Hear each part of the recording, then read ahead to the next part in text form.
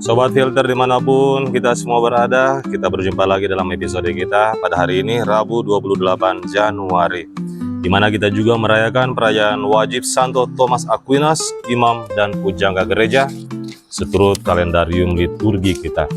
Dan bacaan yang akan menjadi permenungan kita pada hari ini adalah dari Injil Markus bab 4 ayat 1 sampai dengan 20. Kisah ini merupakan kisah yang mungkin kita sudah kenal, yakni kisah tentang penabur. Tentang firman yang ditaburkan di hati orang-orang yang cepat ingat dan cepat lupa. Itu adalah benih yang di pinggir jalan. Dan juga firman yang tertabur di hati orang-orang yang cepat ingat, tapi gampang dipengaruhi untuk menyangkal firman tersebut, atau tidak melihatnya sebagai kebenaran, dipengaruhi oleh orang-orang yang membenci firman tersebut.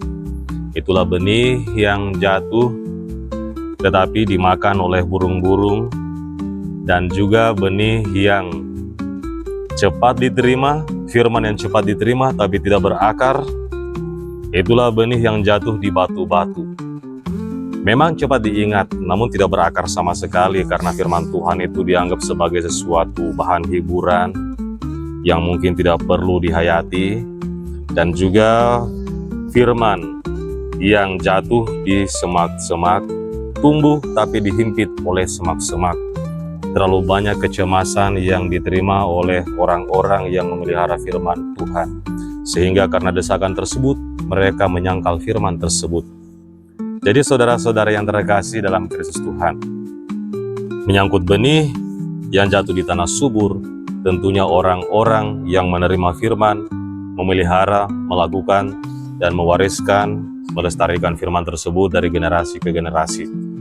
Jadi saudara-saudara yang terkasih dalam Kristus Tuhan, kita mungkin bisa menghafal dengan baik seluruh firman Tuhan dalam kitab suci, tetapi belum tentu berakar dalam hidup kita sendiri, tetapi hanya dihafalkan saja. Diingat dan tidak berakar, seperti benih yang jatuh di bebatuan. Maka saudara-saudara yang terkasih dalam Kristus Tuhan, semoga kita bisa menjadi tanah yang subur. Bahkan tanah yang subur itu, kita tidak pernah mendengar firman Tuhan yang mungkin disampaikan, tetapi secara praktis sudah kita lakukan dalam hidup kita sehari-hari. Tuhan senantiasa memberkati kita. Amin.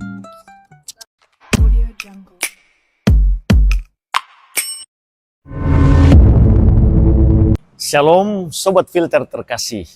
Anda mau menjadi pewarta? Ada cara mewartakan yang bagus. Jangan lupa dengan cara like, subscribe, dan sebarkan channel Filter yang adalah produk asli dari Komsos Paroki Santo Clemens Mandonga Kendari. Tuhan Yesus memberkati, dan mari menjadi pekabar Injil yang unggul.